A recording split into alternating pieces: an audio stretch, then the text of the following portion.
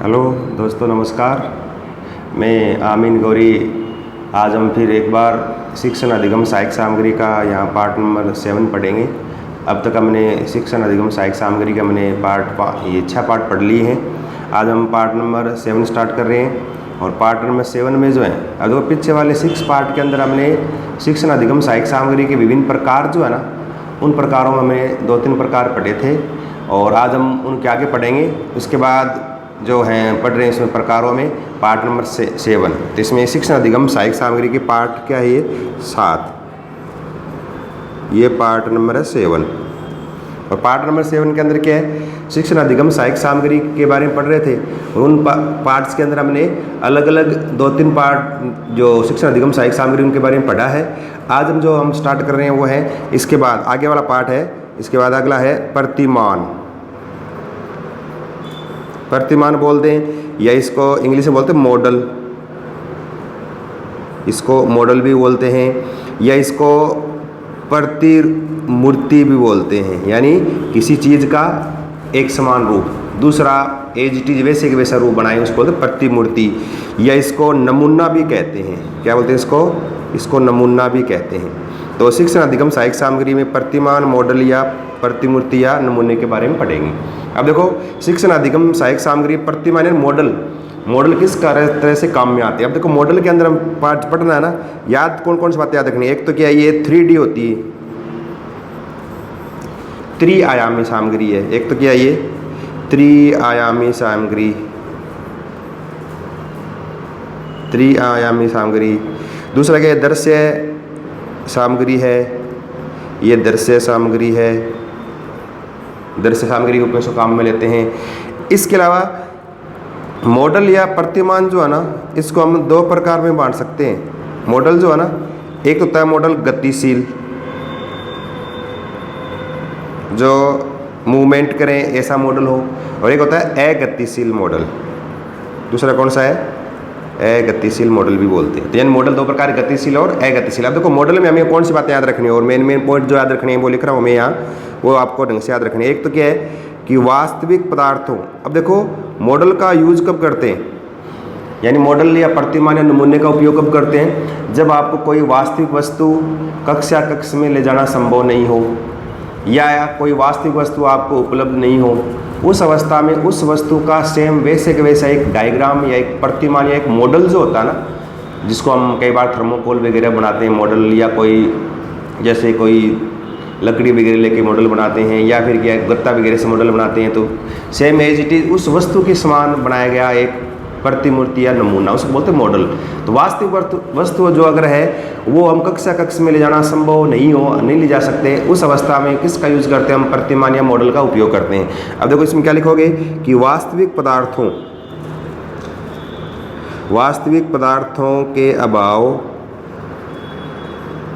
व बड़े होने के कारण हो सकता है कि वास्तविक पदार्थ क्या बहुत बड़ा हो। जैसे हाथी है, हाथी का बच्चों को मॉडल दिखाना हो तो हाथी को कक्ष में ले जाना संभव नहीं होता। छोटे बच्चों क्या करेंगे, हाथी का मॉडल दिखाएंगे। तो यानी बड़े होने के कारण नमूने या मॉडल का उपयोग किया जाता है। कि वास्तविक वस्तु जो है बहुत बड़ी है, उस अवस्था में उसको कक्ष में ले जाना संभव नहीं हो, उस अवस्था में क्या हम मॉडल या नमूने का, उस वस्तु का मॉडल या नमूना काम में लेते हैं। इसके अलावा मॉडल जो होता है ना, मॉडल भी स्पष्ट, सुंदर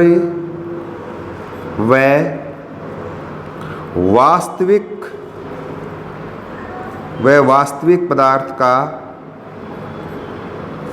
का सही प्रतिनिधित्व करते हैं। कहने का मतलब है, मॉडल या नमूना जो है ना, वो वास्तविक पदार्थ है, उसका बिल्कुल सही रूप हमें बच्चों के सामने पेश करते थे, यानी उसका एक प्रतिनिधित्व है, यानी उसका एक आगे मेन जो है बच्चों को दिखाने के लिए मॉडल या नमूने का उपयोग करते हैं। इसके अलावा एक पॉइंट याद रखना है, वो क्या है कि मॉडल जो होता है ना,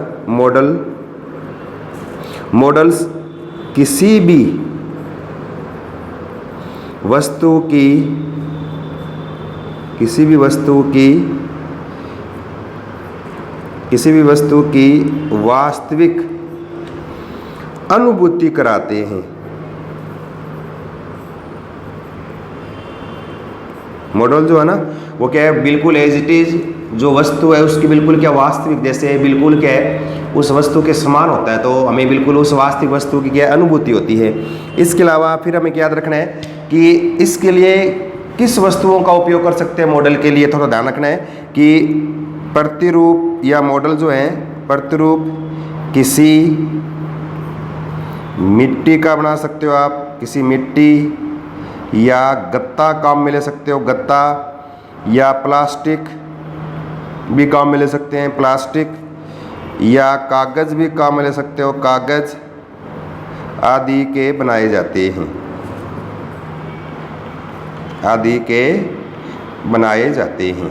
तो यानी मॉडल या प्रतिरूप में हमें 2-3 बातें याद रखनी है। एक तो क्या है कि जब कोई विषय वस्तु जब आप पढ़ा रहे हो, उस वस्तु को पढ़ाते समय जो शिक्षण यानी कंटेंट जो पढ़ा रहे हो उस कंटेंट के अंदर जो भी यानी विषय वस्तु उस बच्चों को दिखानी है, अगर उस विषय वस्तु को अगर आप डायरेक्टली जो है आप कक्षा में ले जाना संभव नहीं हो सकता है बड़ी हो सकता है कि बच्चों को दिखाना संभव नहीं हो सकता है कि विषय वस्तु अध्यापक को उपलब्ध नहीं हो।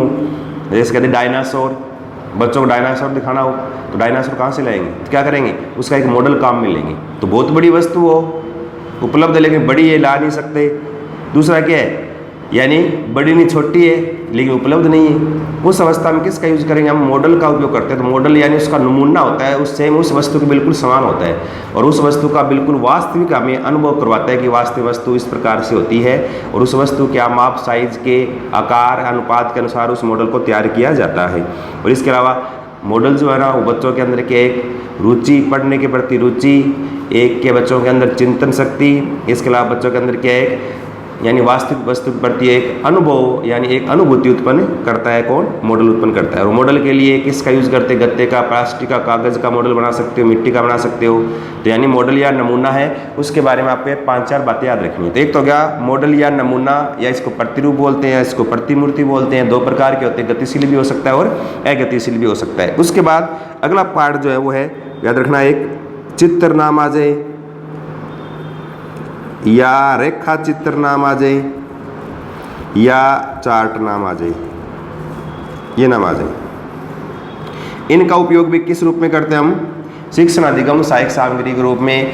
कोई डायग्राम भी काम में ले सकते हो आप, कोई रेखा चित्र लाइन डायग्राम भी काम में ले सकते हो सकता है कोई चार्ट हो, अगर मॉडल नहीं है तो उस वस्तु का चार्ट भी हम काम में ले सकते हैं। तो चार्ट है, चार्ट को भी काम में लिया जा सकता है। अब देखो इनके बारे में हमें कौन कौन सी बातें याद रखनी है वो थोड़ा मैं लिख रहा हूँ। देखो इनका उपयोग यानी इसका उपयोग कब करेंगे, इनका उपयोग तब किया जाता है जब प्रत्यक्ष वस्तु या उसका प्रतिरूप, इसका प्रतिरूप उपलब्ध न हो, तब चित्र या चार्ट का उपयोग किया जाता है।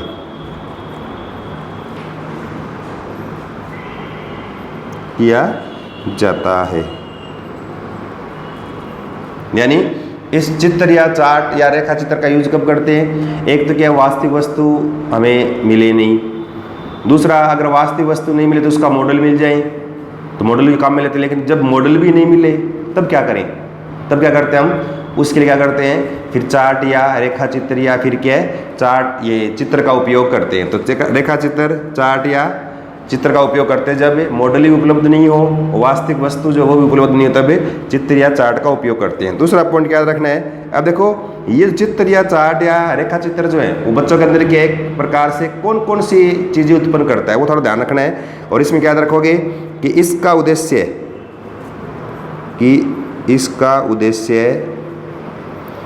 विषय वस्तु को रोचक आकर्षक व बोधगम्य बनाना है।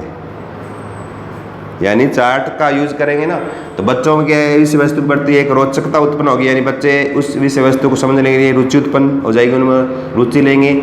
आकर्षक बच्चों को लगेगा, बहुत अधिक आकर्षक लगेगा। बोधगम्य भी लगेगा, यानी बच्चों को जल्दी याद भी हो जाएगा। तो ये क्या है, रेखा चित्र या चार्ट, इनका उपयोग करते हैं किसके लिए, शिक्षण अधिगम सहायक सामग्री के रूप में इनका उपयोग किया जाता है। तो एक तो हो गया मॉडल प्रतिरूप आज हमने किया है, दूसरा क्या है चित्र, रेखा चित्र या चार्ट उपयोग। ये जनरल थोड़े से आप इनके बारे में आप जानते भी हो, थोड़ा हल्का सा आपको इंट्रोडक्शन याद रखना है। एग्जाम में इस टाइप से इसमें क्वेश्चन कुछ आ जाए तो आप आराम से कर सकते हो, ज़्यादा इसमें क्वेश्चन बनते नहीं है। उसके बाद देखो मेन अगला पॉइंट, ये बहुत इंपॉर्टेंट है, शिक्षण अधिगम सहायक सामग्री। अगला अब देखो अगले पॉइंट में एग्जाम में रिट के अंदर भी इस पर क्वेश्चन आया है, फर्स्ट ग्रेड में भी 1-2 बार क्वेश्चन आया है, सेकंड ग्रेड के अंदर भी इसमें 1-2 बार क्वेश्चन आया है। और अब देखो इनमें 2 नाम याद रखनी है, 2 नामों में अंतर क्या वो अंतर करेंगे और फिर आपको दिखाएंगे किस प्रकार से होती है ये। एक तो नाम है लिंगवा फोन और एक एग्जाम में नाम आता है ग्रामोफोन। तो 2 फोन है, लिंगवा फोन, दूसरा नाम क्या है ग्रामोफोन। अब देखो दोनों में अंतर क्या है, दोनों का आप पहचानो कैसे, दोनों का यूज कब करते हैं थोड़ा याद रखना है। अब देखो 2 नाम याद रखनी है हमें, एक का तो नाम क्या है, एक तो नाम है लिंगवा फोन, लिंगवा फोन, और एक का नाम क्या है ग्रामोफोन, ग्रामोफोन। इन थोड़ा सा हम इस प्रकार से अंतर के रूप में दर्शाएं, इनको आप आराम से अंतर के रूप में दर्शा सकते हैं। जैसे छोटा सा एक इसमें हम बनाए टेबल बना लेते हैं छोटी सी एक इसमें, इस तरह से आप भी अपनी कॉपी में टेबल बना सकते हो इस तरह से।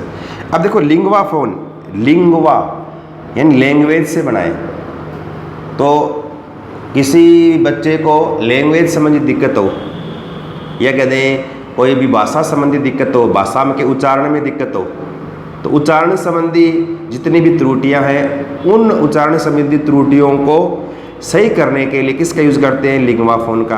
अब देखो लिंगवा फोन में होता है क्या है कि उस विषय वस्तु या उन उच्चारणों से संबंधित यानी एक कैसेट या एक रिकॉर्डिंग होती है, और विद्यार्थी जो है उन कैसेट या रिकॉर्डिंग को क्या बार बार सुनते हैं और उसको सुनकर उसी के अनुसार क्या उसके पीछे पीछे क्या करते हैं, उसको उसका अनुसरण करते हैं, उसके बारे में उसको थोड़ा सा पढ़ते हैं या कहते हैं उसको पीछे पीछे बोलते हैं, तो उसका अनुसरण करते हैं, उसका वाचन करते हैं। इससे क्या है जो जितने भी वाचन संबंधी ये बोल दें या जितनी भी लैंग्वेज भाषा संबंधी उच्चारण संबंधी जितनी भी समस्याएं हैं वो इसके लिंगवा फोन से हम दूर कर सकते हैं। देखो लिंगवा फोन में क्या लिखोगे आप, एक तो क्या ये सर्वे सामग्री है, अगर कहते हैं ना दृश्य या सर्वे कौन सी है, सर्वे सामग्री है, यानी इसको हम सुन सकते हैं, सुनने में काम आती है, सर्वे सामग्री है, ध्यान रखना।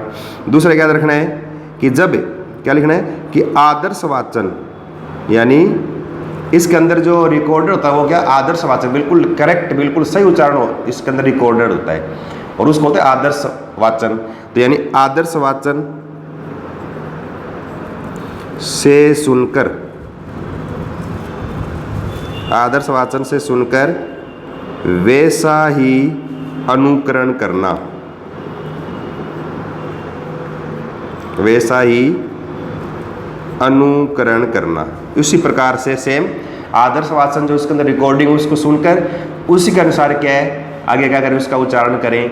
तो आदर्श वाचन को सुनकर वैसा ही क्या करें अनुसरण करें, एक तो ये। तीसरा पॉइंट क्या रखना है कि भाषा संबंधी जितने भी है ना भाषा शिक्षण में उच्चारण संबंधी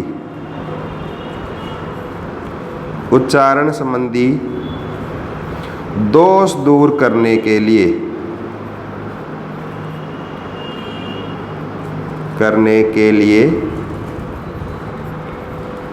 इसका उपयोग किया जाता है।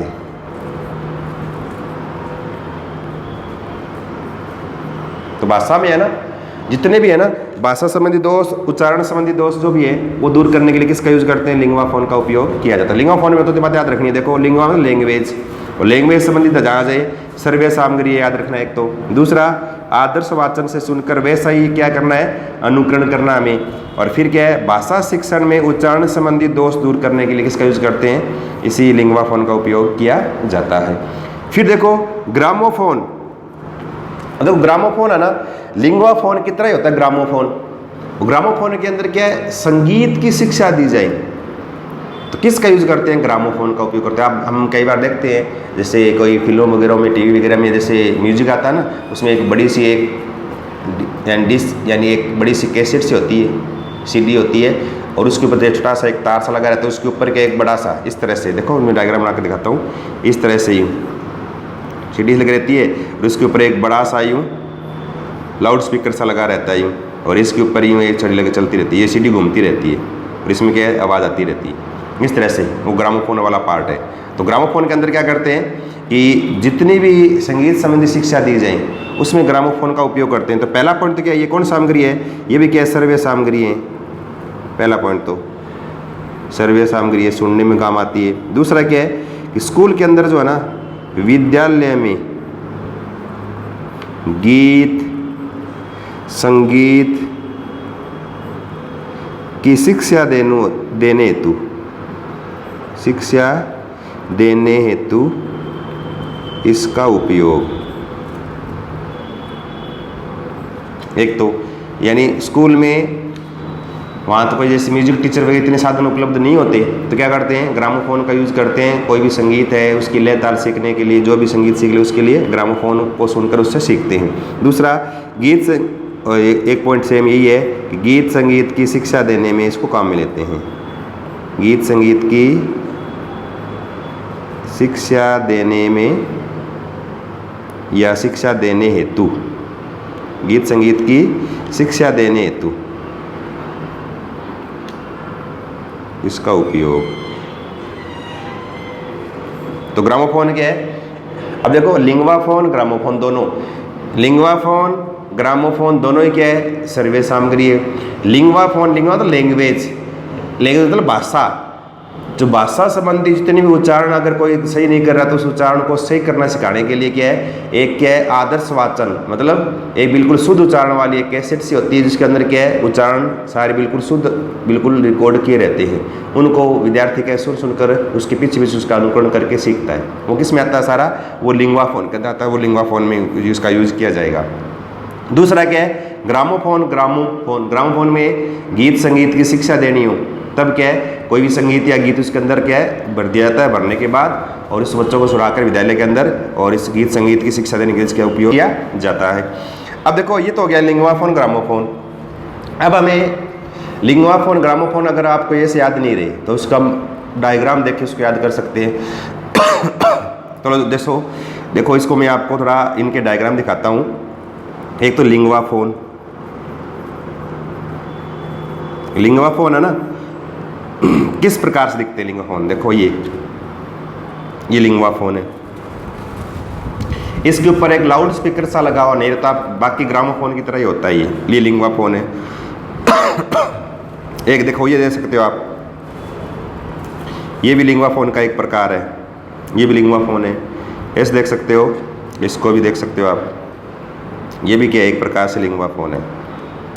तो ये तीनों लिंगवा फोन है, ये भी लिंगवा फोन है और ये भी क्या है, ये भी लिंगवा फोन है और ये भी क्या लिंगवा फोन है। अब देखो इसमें वायर भी लगा है, विद्यार्थी के कानों में वायर लगा के जो भी उच्चारण और उस उच्चारण को पीछे पीछे उच्चारण करके उस उच्चारण को सीख सकता है लिंगवा फोन में। देखो इसमें इस तरह से इसके अंदर इस कैसेट सी लगी हुई है, यानी ऐसे सीडी लगी हुई है, और लेकिन इसके ऊपर जो है ना इस प्रकार से जो स्पीकर सा होता है वो स्पीकर सा या ऊपर जो लाउड स्पीकर सा होता है वो नहीं है, इसके ऊपर सिर्फ एक इस प्रकार से अपरेटस है जिसके अंदर क्या है इस प्रकार से कोई भी उच्चारण संबंधी भाषा संबंधी जो भी उच्चारण है उनको सीखने के लिए इसका यूज किया जाता है। तो लिंगवा फोन के डायग्राम आप देख सकते हो, इसको थोड़ा सा आप दिमाग में रख सकते हो। अब देखो लिंगवा फोन के बाद ग्रामोफोन है, इसका भी डायग्राम अगर आपको देखना चाहो तो ग्रामोफोन इनके भी आप डायग्राम देख सकते हो। देखो ग्रामोफोन में किस प्रकार से इस तरह से देखो ये ग्रामोफोन है, ये ग्रामोफोन है, इसके ऊपर लाउड स्पीकर लगा हुआ नहीं है, ये बिल्कुल क्या मॉडर्न है नया। तो देखो ये ग्रामोफोन है, ये थोड़े पुराने वाला है, इसको देख सकते हो और भी देख सकते हो। देखो ये ग्रामोफोन है, इसमें सारे जो भी ग्रामोफोन के पार्ट हैं उन पार्टों के नाम भी इसमें दिए गए हैं। देखो सबके पार्ट के नाम भी लिखे इसमें, कौन सा क्या पार्ट है। अब देखो इसमें ये वाला भाग जो है ना ये तो आजकल मॉडर्न में आ गया, जिसके अंदर क्या है इस प्रकार से ऊपर लाउड स्पीकर लगा हुआ नहीं है, इसमें रिमोट कंट्रोल भी दे रखा है, रिमोट वाला भाग बिल्कुल रेडियो की तरह आता है। लेकिन पुराने वाले जो होते हैं जिसको देखो लाउड स्पीकर ऊपर स्पीकर सा लगा हुआ है, लाउड स्पीकर सा लगा हुआ है, जिसमें आप सुन सकते हो। नीचे ये यहाँ पर क्या है जो भी CD वगैरह रख के और संगीत वगैरह सुन सकते हो। देखो ये रहा, इस पर सब लिखा है स्प्रिंग मोटर ब्रेक, यहाँ से ये वाला भाग, और यहाँ देखो 78 RPM है ना, सेलेक्ट डिस्क, ये डिस्क दे रखी है इसके अंदर यही, ठीक है ना।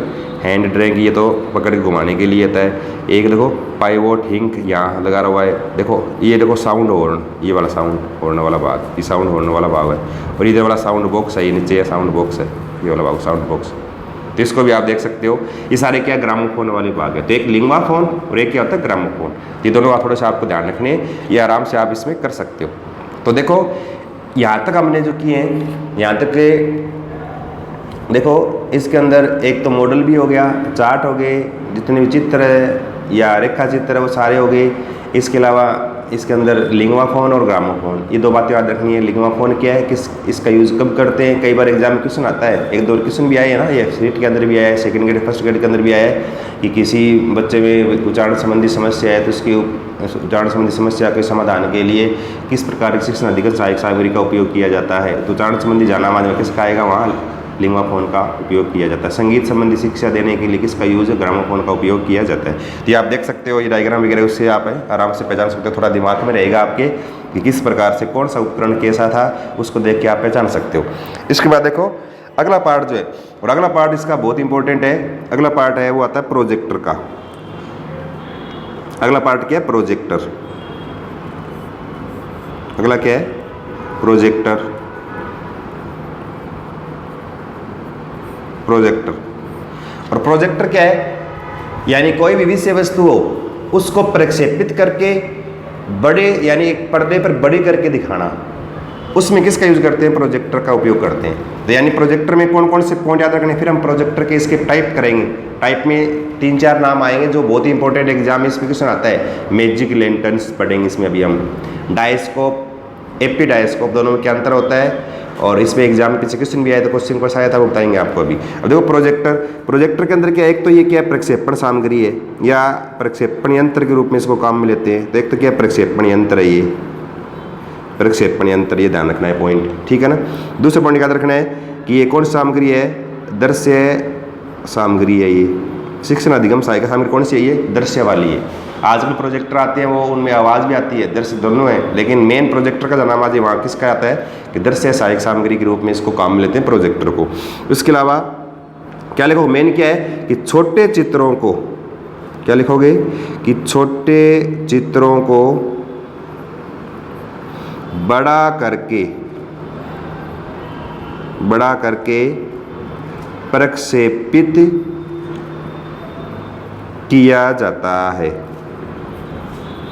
यानी छोटे चित्र जो होते हैं ना, उनको क्या करते हैं, उनको किसी बड़े पर्दे पर डालकर, पर्दे पर डालना उसको तो प्रक्षेपण करना, तो प्रक्षेपित करके क्या है उसको बड़े करके दिखाते हैं। फिर इसमें एक पॉइंट याद रखना है, अब देखो जहाँ प्रोजेक्टर लगा रहता है ना, इस कमरे में प्रोजेक्टर लगा रहते हैं, तो वहाँ पर क्या करते हैं, बिल्कुल अंधेरा कर देते हैं ताकि जो पर्दे पे डायग्राम दिख रहे बिल्कुल आपको साफ दिखाई दे। तो कमरे के अंदर बिल्कुल क्या होना चाहिए, अंधेरा होना चाहिए एक, तो यानी कमरे में अंधेरा होना चाहिए। तो एक याद रखना है कि कमरे में अंधेरा होना चाहिए, अंधेरा होना चाहिए। तो कमरे के अंदर क्या हो, अंधेरा भी रहे साथ में, तब ये क्या है प्रोजेक्टर काम करेगा। आपको जो विषय वस्तु जो ये चित्र आपको दिखा रहे हैं पर्दे बड़ा भर के, वो बिल्कुल साफ दिखाई देगा। उसके लिए कमरे के अंदर क्या होना चाहिए, थोड़ा अंधेरा, यानी बिल्कुल थोड़ा ब्लैक होना चाहिए ताकि चित्र जो दिखा रहे हैं बिल्कुल क्या दिखें, आपको साफ दिखाई दे। अब देखो प्रोजेक्टर कितने प्रकार के, प्रोजेक्टर के प्रकार, देखो प्रकार में है ना अलग अलग 4-5 इसके प्रकार पढ़ेंगे, और प्रकार में बहुत इंपॉर्टेंट है 3-4 तो नाम बहुत इंपॉर्टेंट इसमें एग्जाम में इसी पे क्वेश्चन आता है। प्रोजेक्टर में जाके क्वेश्चन आएगा वो या तो मैजिक लैंटर्न्स पे आता है, या डायस्कोप पे आता है, या एपी डायस्कोप पे आता है। एपी डायस्कोप के 2 भाग करेंगे, डायस्कोप और एक एपिस्कोप मिला के करेंगे एपी डायस्कोप, वो अलग बताएंगे कैसे कैसे तरह टाइप से हैं। तो इस प्रकार है, और प्रकार में फर्स्ट प्रकार है, ये बहुत इंपॉर्टेंट है और ये एग्जाम में क्वेश्चन भी आता है, और बच्चे थोड़े से इसमें कन्फ्यूज रहते हैं, ये नाम देखते हैं। तो इसमें पहला पॉइंट कौन सा प्रकार में, मैजिक लैंटर्न्स, ये थोड़ा सा ध्यान रखना है। मैजिक लैंटर्न्स, मैजिक लैंटर्न और इस तरह से मैजिक लैंटर्न, मैजिक लैंटर्न बोल दें, ये इसको बोलते हैं जादू की लालटेन,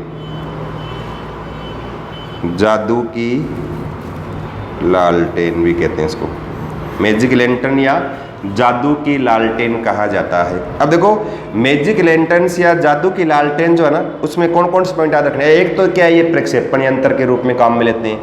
दूसरा, बच्चों को दिखाते हैं तो कौन सी सामग्री है, ये दृश्य सामग्री है, तो ये दृश्य सामग्री है।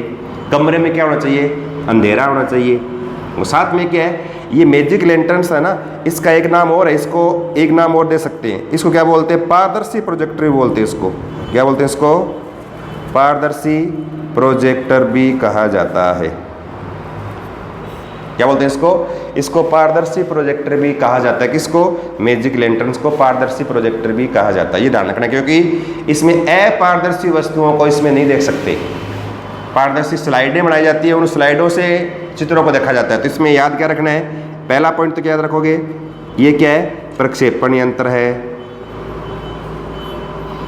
प्रक्षेपण यंत्र है। दूसरा पॉइंट याद रखोगे कि दृश्य सामग्री, क्या ये दृश्य सामग्री है।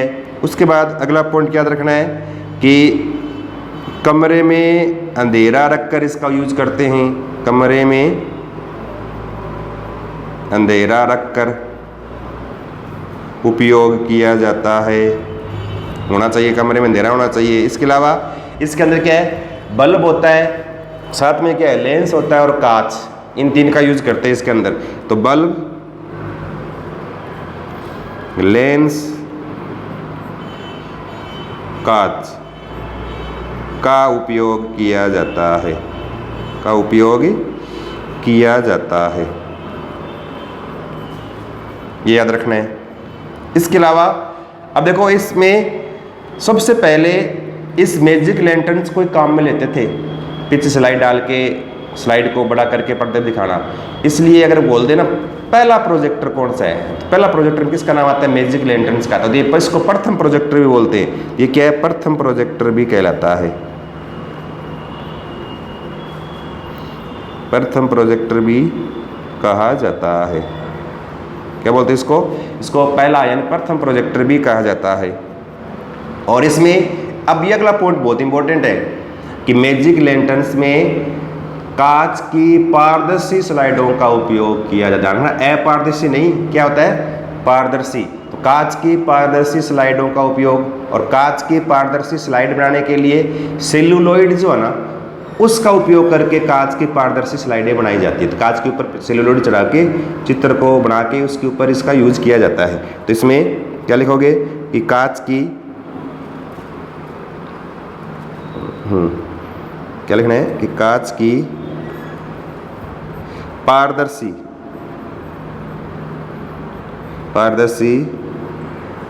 स्लाइड काम में ली जाती है, ये याद रखना है। इसमें किसका यूज करते हैं कि कांच की पारदर्शी स्लाइड को इसमें काम में लेंगे। बाकी अपारदर्शी स्लाइड से इसका यूज नहीं होता, सिर्फ पारदर्शी। याद रखना, ये बहुत इंपॉर्टेंट है, पारदर्शी स्लाइड का इसके अंदर यूज होता है, ये याद रखना है। और पारदर्शी स्लाइड बनाने के लिए किसका यूज करते हैं, सेलुलोइड। याद रखना, पारदर्शी स्लाइडें, पारदर्शी स्लाइडें सेलुलोइड की बनाई जाती हैं। इसकी सेलुलोइड से इसको पारदर्शी स्लाइडों को बनाया जाता है। याद रखना है, किसकी है, सेलुलोइड से बनाई जाती है। ये पॉइंट याद रखना है, एक पारदर्शी स्लाइडें सेलुलोइड की बनी होती हैं। और अब देखो 2-3 बातें और याद रखनी है कि मैजिक लैंटर्न्स जो है ना, इस मैजिक लैंटर्न्स को जब अध्यापक काम में ले, यानी प्रक्षेपण यंत्र है, इसमें सेलुलोइड की जो बिल्कुल बारीक सी परत कांच की स्लाइड पे लगा के चित्र उस पर यानी बना दिए जाते हैं। और उन चित्रों को फिर क्या है, मैजिक लैंटर्न्स में स्लाइड को लगा के उसको प्रक्षेपित करके पर्दे बड़ा करके दिखाते हैं। अब पर्दे बड़ा करके दिखाएंगे, तब जो भी विषय वस्तु बच्चों को या चित्र बच्चों को आप पर्दे बड़ा करके दिखा रहे हो, उसमें याद रखना है साथ में कि उस विषय वस्तु या उस चित्र के बारे में अध्यापक साथ साथ में टिप्पणी करता रहे, नहीं तो बच्चों को पता नहीं चलेगा किसका चित्र क्या है। तो बच्चों को अध्यापक के साथ साथ में उस चित्र के बारे में साथ साथ में क्या करता रहे, टिप्पणी करता भी रहे। तो एक पॉइंट याद रखना ये कि अध्यापक साथ साथ में चित्र के बारे में टिप्पणी करता रहे, टिप्पणी करता रहे, ये ध्यान रखना है। तो यानी याद क्या रखना चाहिए, इसमें कौन कौन सी बातें याद रखनी है। एक तो क्या याद रखना है, प्रक्षेपण यंत्र है, ये पॉइंट याद रखना है। दृश्य सामग्री है, ये पॉइंट याद रखना है कि कमरे में अंधेरा रखकर इसका उपयोग होता है। बल्ब, लेंस, कांच इसमें काम में लिए जाते हैं। फिर प्रथम इसको पहला प्रोजेक्टर बोलते हैं, क्या बोलते हैं इसको पहला प्रोजेक्टर भी कहते हैं। और कांच की क्या है, पारदर्शी स्लाइडें काम में, पारदर्शी पॉइंट याद रखना है, पारदर्शी स्लाइडें काम में ली जाती हैं। और पारदर्शी स्लाइड बनाते हैं तो कांच के ऊपर किसका यूज करते हैं, सेलुलोइड का उपयोग किया जाता है। और अध्यापक साथ साथ में क्या है, साथ साथ में उस चित्र के बारे में टिप्पणी करता रहे। और इसमें अगला एक पॉइंट और आपको याद रखना, जो बोल रहा हूँ आप इसको नोट कर सकते हो कि इसके लिए यानी मैजिक लैंटर्न्स जो है ना, इसका उपयोग अध्यापक जो है वो विषय वस्तु की पुनरावृत्ति करने के अंदर भी कर सकता है। जो भी विषय वस्तु टीचर ने पढ़ाई है, उस विषय वस्तु से संबंधित जितने भी चित्र उनको बच्चों को दिखा के उनके बारे में बच्चों से पूछ के क्वेश्चन पूछे, साथ बताता रहे, तो कल को उस यानी विषय वस्तु का सार बच्चों के सामने एक यानी लास्ट में शॉर्ट जो चीज़ें सारी उनको पुनरावृत्ति कर सकता है अध्यापक इस मैजिक लैंटर्न्स की सहायता से। ये पॉइंट याद रखनी है। तो मैजिक लैंटर्न्स कौन सी बातें याद रखनी है, तो यानी प्रक्षेपण यंत्र है, दृश्य सामग्री है, और साथ में क्या है, पारदर्शी स्लाइडें काम में लेते हैं, इसमें सेलुलोइड लगा रहता है। साथ में याद रखना इसको प्रथम प्रोजेक्टर भी बोलते हैं। और साथ में अध्यापक साथ में क्या इस पर टिप्पणी करता रहे। अब देखो, अब आपके दिमाग में चल रहा है कि मैजिक लैंटर्न्स है क्या, पढ़ तो लेते हैं हम। अगर आपको डायग्राम ध्यान नहीं है तो उस डायग्राम के बिना आप मैजिक लैंटर्न्स याद करो तो भूल जाओगे। अब देखो मैजिक लैंटर्न्स किस प्रकार से होते हैं, मैं आपको इसकी थोड़ा चित्र दिखाता हूँ किस प्रकार का है मैजिक लैंटर्न्स। अब देखो मैजिक लैंटर्न्स में इस प्रकार से ये है मैजिक लैंटर्न्स, इस तरह से देखो, इस चित्र को देखो आप बता सकते हो इस तरह से, है ना। यहाँ स्लाइडें इसके अंदर है ना, यहाँ स्लाइडें लगाकर इस भाग वाले भाग में यहाँ स्लाइड लगाते हैं, स्लाइड लगा के यहाँ ये वाला भाग जो यहाँ से रोशनी डालते हैं, इसमें से जो भी बल्ब वगैरह यहाँ लगता रहता है, यहाँ से रोज जाती है रोशनी, स्लाइड भी गिरती है, स्लाइड यहाँ बड़ी होकर दिखती है, पर्दा पे लगी यहाँ इतनी बड़ी स्लाइड, ये पर्दा है, इसके ऊपर क्या है स्लाइड दिख रही है। तो ये क्या है, ये किसका भाग है, ये मैजिक लैंटर्न्स है। ये पुरानी वाली मैजिक लैंटर्न्स जो है ना, उसमें इसी प्रकार की मैजिक लैंटर्न्स को काम में लिया जाता था। इसके अलावा जैसे आप देख सकते हो ये पीछे, ये बताओ ये क्या था, ये था लिंगवा फोन वाला भाग आ गया था। अब देखो एक ये भी मैजिक लैंटर्न्स हैं, इसमें अलग अलग पार्ट अलग अलग प्रकार से दिखा रखे हैं। और आप देख सकते हो मैजिक लैंटर्न्स, ये मैजिक लैंटर्न्स हैं इस तरह से, ये मैजिक लैंटर्न्स वाला भाग है, इसको आप देख सकते हो, ये मैजिक लैंटर्न। तो ये सारे क्या है, ये मैजिक लैंटर्न्स के भाग है सारे, ये सारे मैजिक लैंटर्न्स हैं, इसको आप देख सकते हो। इस प्रकार से होता है मैजिक लैंटर्न्स, जिसकी सहायता से यानी पारदर्शी वस्तुओं को या पारदर्शी स्लाइडों को बड़ा करके दिखाया जाता है, बच्चों को चित्र विस्तार के रूप में इसका उपयोग किया जाता है। ये तो मैजिक लैंटर्न्स में, इसमें आपको 5-4 पॉइंट याद रखने हैं। इसके बाद अगला पॉइंट जो है ना, और अगला क्या है वो एपिस्कोप। अगला पॉइंट क्या है, एपिस्कोप।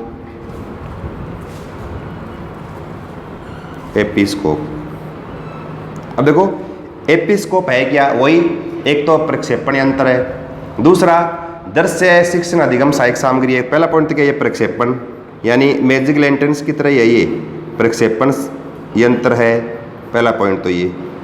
दूसरा दृश्य सहायक सामग्री, दृश्य सहायक सामग्री है। तीसरा पॉइंट सेम वही, अंधेरे कमरे में बल्ब, कांच और लेंस का यूज करते हैं, तो अंधेरे कमरे में इसका यूज होता है, अंधेरे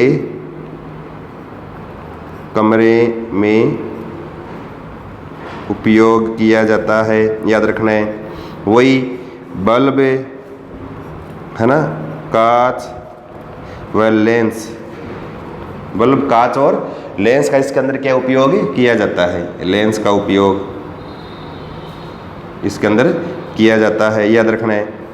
अब देखो एपिस्कोप है ना, अब हमने लिखा ना पीछे कि मैजिक लैंटर्न्स का एक नाम लिखा डायस्कोप, लिखा भी हमने, ध्यान रखना। डायस्कोप में क्या रखना है कि डायस्कोप में जो विषय वस्तु आप चित्र देख रहे हो वो स्लाइडें बिल्कुल पारदर्शी स्लाइडों का यूज होता है किसमें, डायस्कोप में। लेकिन यहाँ एपिस्कोप पढ़ रहे हैं, एपिस्कोप जाना आएगा वहाँ किसका आएगा, एपिस्कोप में अपारदर्शक स्लाइडों का उपयोग। तो जितने भी जैसे कोई बुक में चित्र हैं या कोई डायग्राम वगैरह जो भी किताब के अंदर है, रेखा चित्र है, मानचित्र जो भी है, उन चीज़ों को डायरेक्ट आप किताब को लगा के और उस चित्र को बड़ा करके आप देख सकते हो प्रक्षेप, इसी किससे, यानी एपिस्कोप की सहायता से। तो ध्यान रखना, याद रखना ये, और ये पॉइंट बहुत ही इंपॉर्टेंट है। देखो मैजिक लैंटर्न्स में पारदर्शी स्लाइडों का उपयोग, लेकिन एपिस्कोप के अंदर पारदर्शी स्लाइडों का यूज नहीं किया जाता। किसका होता है, देखो सीधा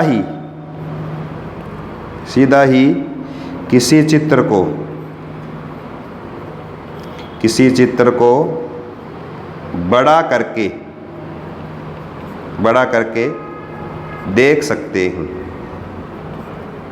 यानी सीधा ही कोई डायग्राम उसको बड़ा करके इसमें हम देख सकते हैं, याद रखना है। फिर याद रखना है, देखो स्लाइड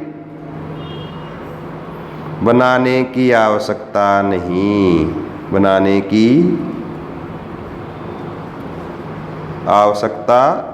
है। तो याद रखना ये मैजिक लैंटर्न्स और एपिस्कोप में ये अंतर है। मैजिक लैंटर्न्स में स्लाइड बनानी पड़ती है, और स्लाइड बनेंगे तो पारदर्शी स्लाइडें काम में लेते हैं, लेकिन एपिस्कोप में स्लाइड बनाने की ज़रूरत नहीं है। क्या करेंगे, डायरेक्ट चित्रों को बड़ा करके, हम किताब वाले चित्रों को बड़ा करके दिखा सकते हैं। इसमें एक पॉइंट और क्या लिखोगे आप साथ में, कि पुस्तक से निकाले बिना ही, यानी किताब से बाहर निकाले बिना ही, पुस्तक से निकाले बिना ही चार्ट है या चित्र है या मानचित्र या कोई भी फोटो हो या कोई भी छपी हुई वस्तु कोई भी हो, या कोई भी छपी हुई सामग्री, यानी कोई छपी सामग्री है किताब में दे रखी है, बढ़िया इंपॉर्टेंट कोई चीज़ दे रखी है, उसको भी आप बड़ा कर दिखा सकते हो। तो कोई भी छपी हुई सामग्री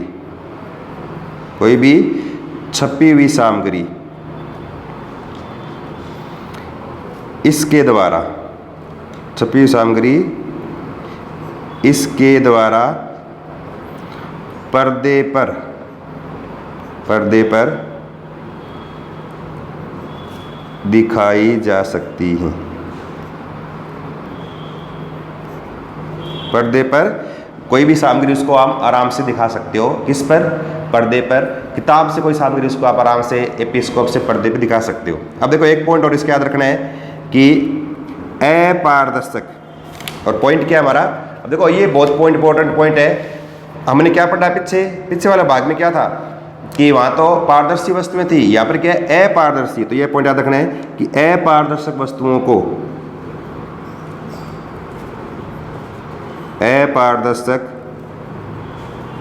वस्तुओं को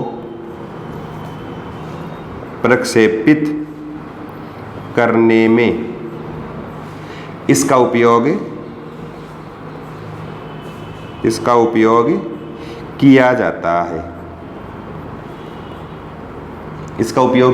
है। अब देखो मैजिक लैंटर्न्स जो था ना, उसको मैंने कहा प्रथम प्रोजेक्टर मैजिक लैंटर्न्स, जादू की लालटेन।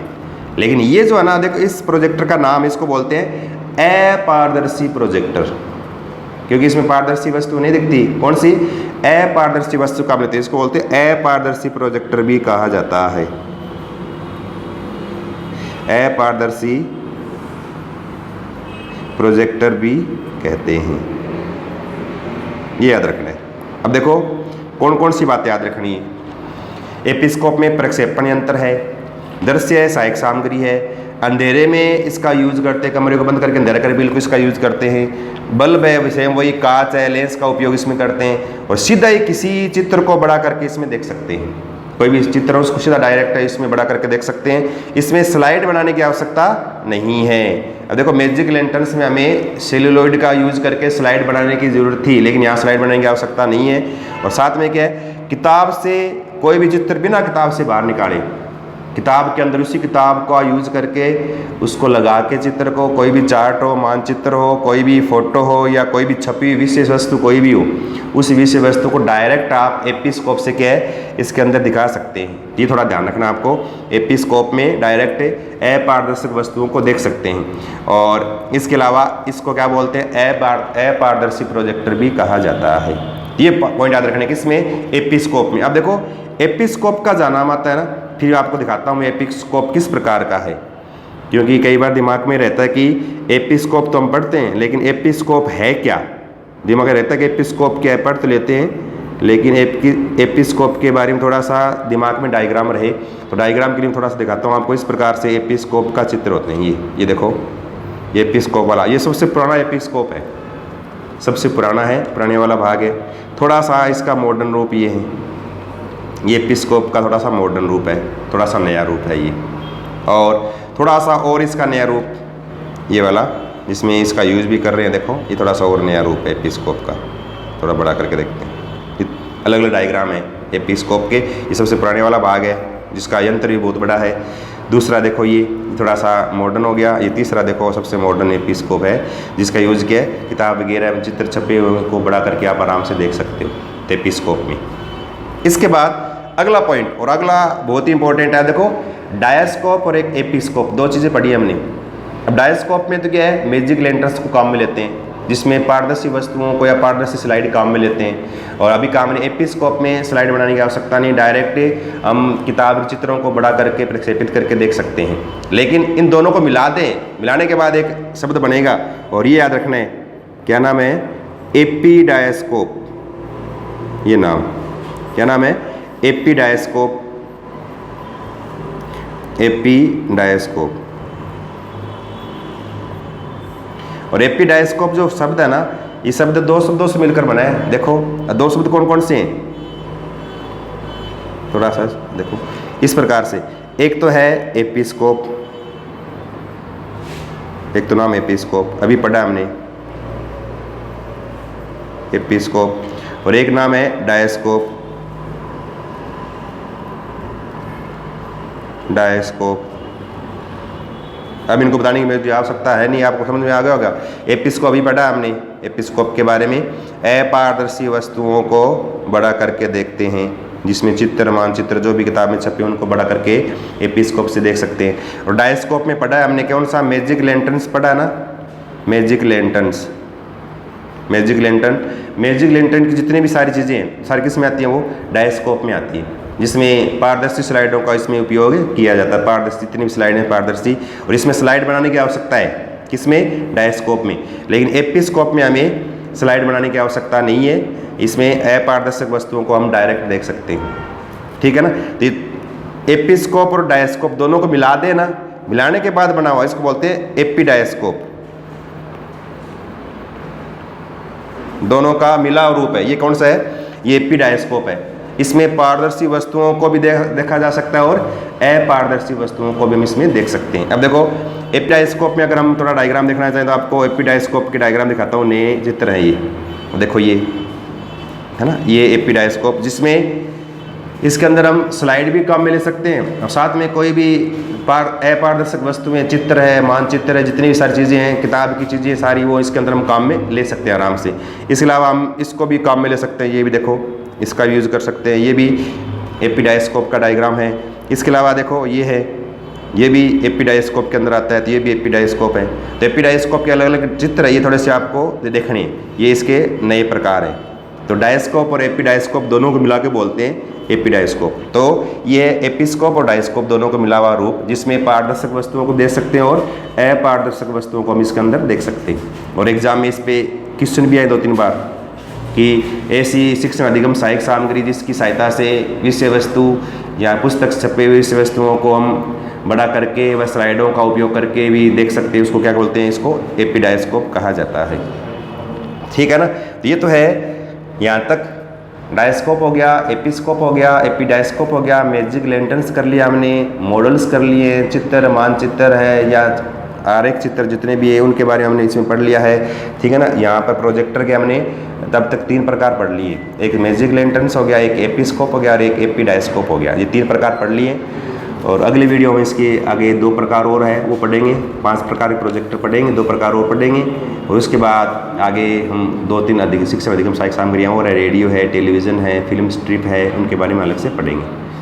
तो अगला जो बचा हुआ पार्ट अगले पार्ट नंबर 8 में करेंगे। तब तक के लिए धन्यवाद, नमस्कार, जय हिंद।